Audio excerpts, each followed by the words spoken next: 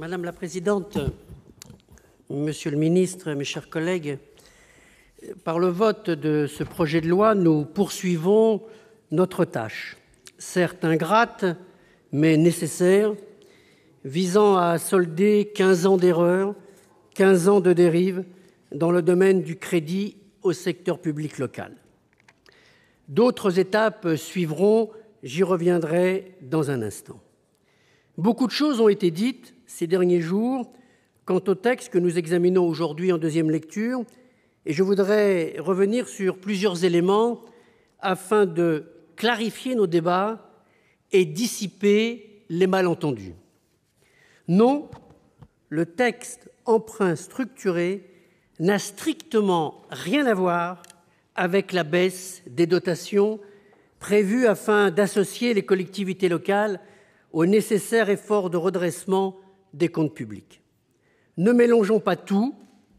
Le sujet des emprunts toxiques est suffisamment complexe pour faire preuve de discernement et de responsabilité dans les propos que nous tenons. Le groupe socialiste avait eu l'occasion, lors de l'examen en première lecture, de rappeler le constat qui faisait apparaître les origines du mal. Ce constat a été dressé en 2011 par la commission d'enquête de l'Assemblée nationale et le rapport Bartolone-Georges sur les produits financiers à risque souscrits par les acteurs locaux publics. Les conclusions et les analyses de cette commission ont fait l'unanimité pour lequel tous les acteurs et parties prenantes ont pu être entendus. Je rappellerai très rapidement la conclusion qui a été celle d'une responsabilité partagée, responsabilité des banques bien entendu et de la politique commerciale agressive qui a largement contribué à la diffusion de ces produits financiers, mais également responsabilité des collectivités locales dont certaines ont pu manquer de vigilance, responsabilité de l'État qui a tardé à sonner l'alerte. Cibler un seul acteur comme unique responsable, ce serait au mieux faire preuve d'une méconnaissance des tenants au développement des emprunts toxiques auprès du secteur public local, au pire, faire preuve d'une certaine malhonnêteté intellectuelle. Face à ces responsabilités enchevêtrées, il y a aujourd'hui un risque financier de 17 milliards d'euros. En cela, la critique selon laquelle le projet de loi consisterait à une loi d'amnistie pour les banques n'est pas acceptable. L'objectif de ce texte, c'est bien au contraire de protéger l'État et, par conséquent, de protéger les contribuables. Pour rappel, en octobre 2011, au moment où le groupe Dexia, l'un des principaux établissements bancaires à l'origine de la commercialisation des produits structurés, a rencontré les difficultés que l'on sait, l'État lui a accordé sa garantie financière. Dès cet instant, la question du devenir de Dexia est devenue un problème d'ordre collectif et non plus seulement d'une société de droit privé. Le gouvernement a précisé la teneur du risque financier que ferait peser l'absence d'un dispositif de validation sur les finances publiques. Il l'a estimé à 17 milliards d'euros, c'est-à-dire près d'un point de PIB.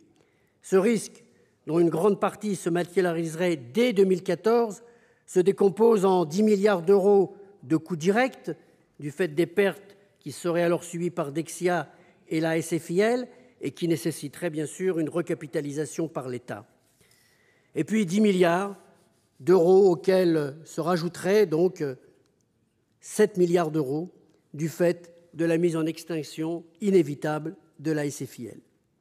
En l'état actuel de nos finances publiques, nous considérons qu'un risque d'un point de PIB constitue un motif impérieux d'intérêt général. Lors de la première lecture du texte au Sénat, Monsieur le secrétaire d'État, vous avez assuré que le gouvernement s'était assuré de la constitutionnalité du dispositif. Je rappelle que 2 rectifications ont été apportées au texte par rapport à la version censurée en 2013 par le Conseil constitutionnel. Seule, première modification, les personnes morales de droit public seront concernées et seuls les emprunts dits structurés seront visés. En résumé, la solution proposée nous semble être la moins mauvaise de toutes.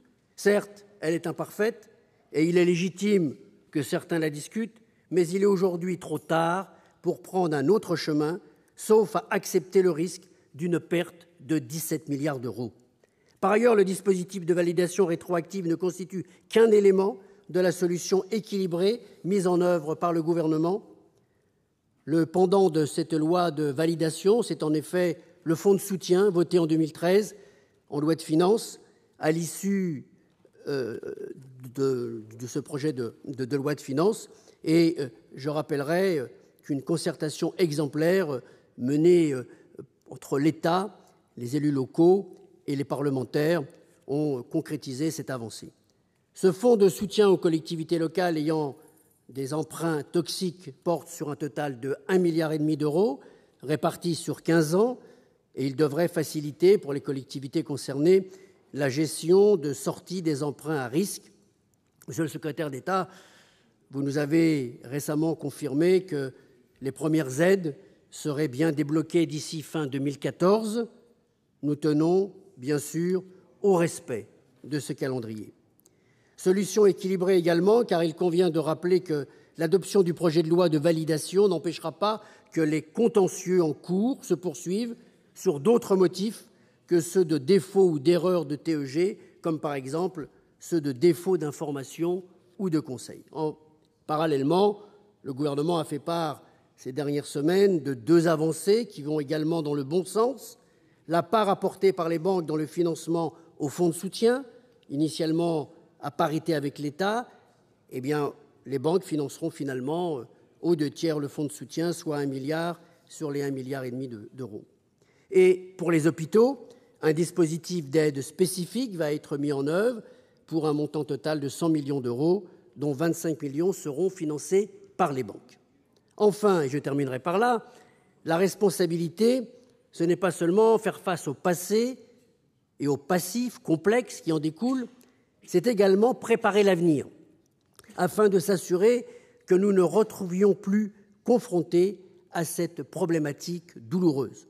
Afin de préparer l'avenir, de nombreuses mesures ont été prises depuis plus d'1 an, j'en évoquerai quelques-unes. J'ai parlé, voici un instant, du fonds de soutien. L'objectif est de soutenir financièrement les collectivités dans leur démarche de sortie des emprunts toxiques. L'enjeu à venir est d'assurer, au cas par cas, les conditions des transactions qui pourraient être passées entre banques et acteurs publics locaux qui devront être équitables. Le Comité national d'orientation et de suivi, dans lequel la Commission des finances du Sénat est représentée, jouera à ce titre un rôle essentiel. Un panel de mesures est également entré en vigueur au cours de ces 2 dernières années afin de renforcer l'environnement réglementaire encadrant les relations entre banques et collectivités et afin de sécuriser au mieux leurs rapports dans 3 directions. D'abord, les formules d'emprunt seront désormais limitées, non pas pour brider l'autonomie des collectivités locales, mais pour s'assurer que des formules purement spéculatives, telles que celles sur lesquelles étaient bâtis les contrats de prêts toxiques, ne soient plus possibles à l'avenir. Le décret d'application en cours d'examen au Conseil d'État énumère strictement les indices et les structures auxquelles les collectivités devront dorénavant être adossées. Ensuite, le provisionnement des contrats complexes sera obligatoire, de même que la communication aux assemblées délibérantes de la stratégie d'endettement sera améliorée. Enfin, le Gouvernement remettra chaque année au Parlement un rapport recensant le volume des emprunts structurés à risque supportés par les collectivités locales. Ce rapport, et par là même, nous l'espérons, permettra de les abaisser. Je conclus, Madame la Présidente, en rappelant que la situation de la dette publique locale et l'accès au financement pour les collectivités est en cours de mutation et se trouve en réalité dans une situation beaucoup plus enthousiasmante que ne laisse supposer le sujet sur lequel nous nous apprêtons à voter. En votant ce texte, le groupe socialiste choisit la voie de la responsabilité et rappelle qu'en soldant le passé, nous préparons également l'avenir pour nos territoires. Je vous remercie. Merci, monsieur le sénateur. Monsieur le ministre, vous souhaitez répondre ?